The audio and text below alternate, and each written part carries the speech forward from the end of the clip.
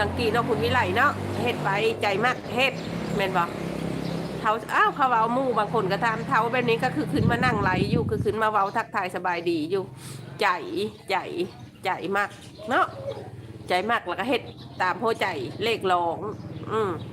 เฮ็ดซ้ำถึงเฮาเฮ็ดไว้ถ้าเฮาบ่ไว้แล้วเฮาก็พักเนาะนั่นแหละทุกคนเอ้ย ใจมากเลยจะเท้าเทิงเท้าก็ตามแต่ใจมากนั่นแหละแบบทุกคนเอ้ย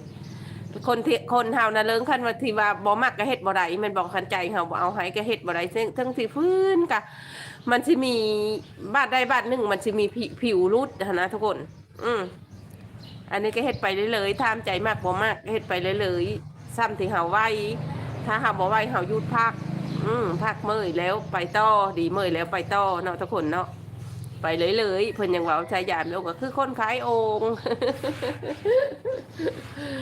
ขอบอกขอบใจหลายๆเด้อขอให้เฮงปังๆสุขภาพแข็งแรงโซยหวานโซยคือ